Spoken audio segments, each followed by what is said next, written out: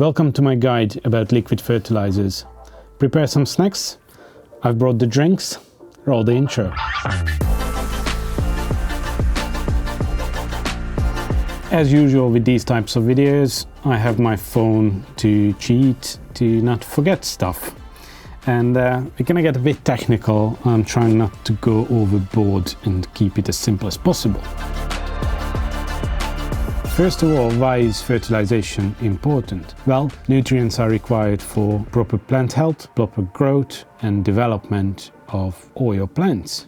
Deficiencies lead to poor plant health, which then might lead to algae issues and of course aesthetic problems. Your plants don't look nice if they're not healthy. You see some weird holes in your leaves. You're gonna see some yellowing colors on your green plants. It's not too nice to look at. And when your plants are not thriving and not on their highest level of performance, then algae can take over the tank quite easily. On the other hand, overdosing your fertilizers, well, surprise, surprise, leads to algae growth.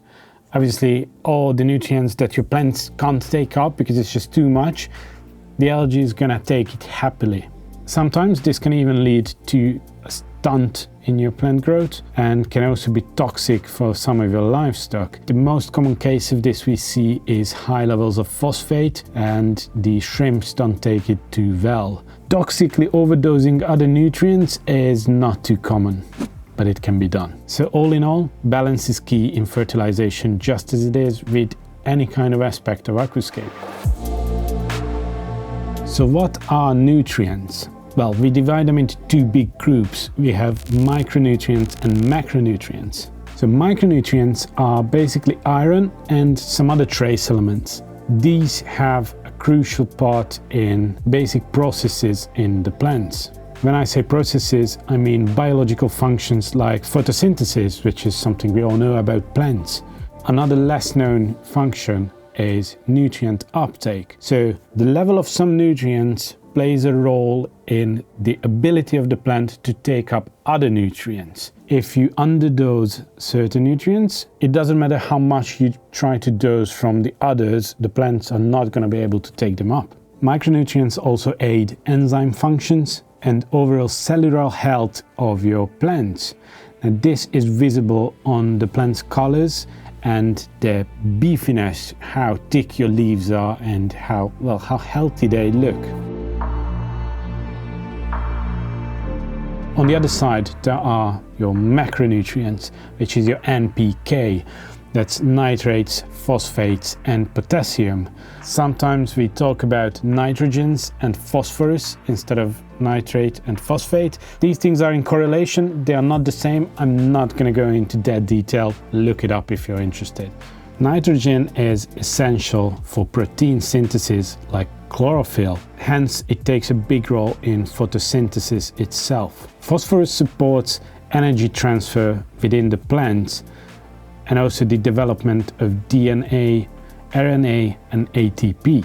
And potassium has a key role in osmotic balance, enzyme activation, and again, photosynthesis itself. So what are your options when it comes to fertilization? And we're talking liquid fertilization. You have the lean method, you have the EI method, which is estimative index. You have your all-in-ones and you have your one-by-ones. Well, I don't think that name exists, but it's gonna make sense in a minute. Let's start with lean fertilizers. And the example I've brought today is the ADA fertilizers. This type of fertilization reduces the risk of algae growth because it's very low on nutrients. It has a slower growth rate for your plants, which, well, it's neither positive and negative. It depends on your preference and how often you want to trim your tank and how quickly you want to see development in your tank. It's ideal for lightly planted setups and setups that only have slow growing plants, or if you want your overall growth to be a bit slower than most people prefer, I would say. It's more forgiving if you skip a water change. because you don't have that much excess nutrients in your water column, and it gives you some really vibrant red colors because of the low nitrate levels that you're gonna have. On the other hand, you might get some pale greens, especially on mosses. We see this is mainly because of the low phosphates. Now, this type of fertilization can be used on heavily planted tanks with quick growing plants. It's perfectly fine, but you need to adjust the dosage. You need to up the dosage of the fertilizer, and it might be a bit tricky to set the exact dosage. It needs some trial and error, and it needs experience. The other side of the scale is EI, or Estimative Index fertilizers, like your Green Aqua Micro Macro. This gives you quick, dense and heavy growth, and your plant's going to be really lush.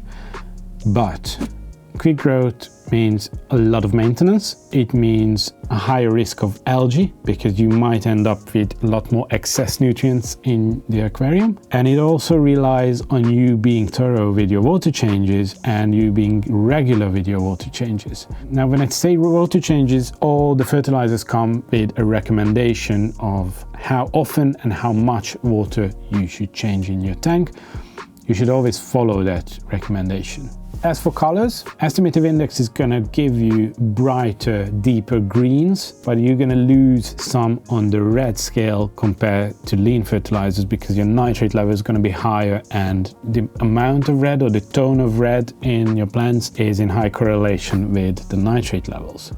This solution is ideal for heavily planted aquariums, and in any case where you want really quick growth. Just like lean fertilizers can be used for heavily planted tanks, EI can be used for lightly planted aquariums, again by adjusting the dosage. Problem is the same, you need to figure out that dosage, you need some trial and error, and you might run into weird issues. You have a mute button on the Yes, I just muted and put on Do Not Disturb. Next one on the list is all-in-one fertilizers, and actually I need to divide this into two. You have the old school type, like the Profito here, which is perfect for having a fish tank with a few plants, or having just really slow plants in your aquarium and really low demanding plants. And you heavily rely on all the phosphates and nitrates produced by your fish, because all the waste is going to turn into phosphates and nitrates, and that's enough for low amount of plants and slow plants.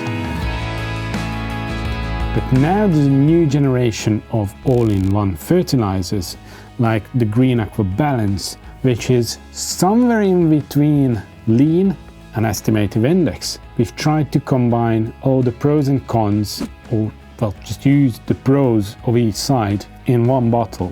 This fertilizer gives you, well, as the name suggests, a great balance in vibrant greens and vibrant reds.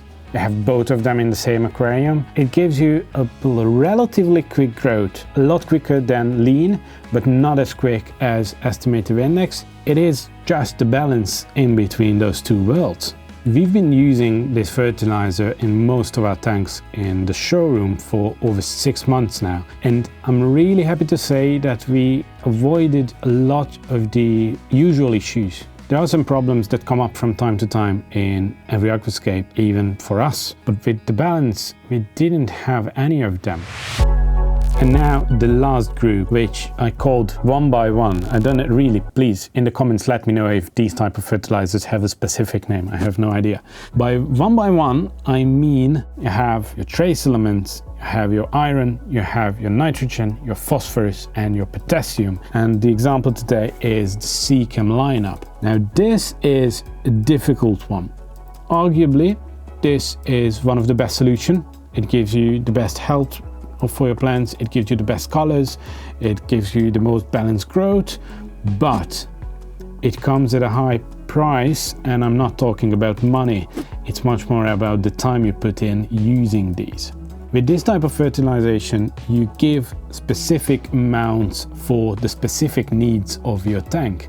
This means constant testing, measuring, adjusting. You measure your nitrate levels, you set your target. For this you need to know something about plants. We're not going to go into that today, but you set your target and you dose for that target. Then you test again to check if your target is achieved or you're over it, you're below it, and adjust. And this goes on and on and on. Obviously, you hit a level at some point where it's all good, and then you need to test a bit less, but it's constant work, well, for really nice results on the other hand.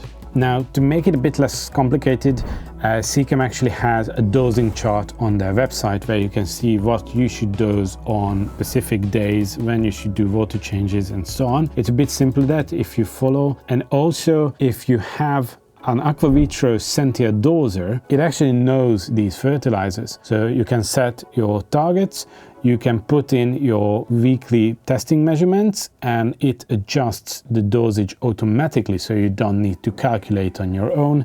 It makes life a bit simpler.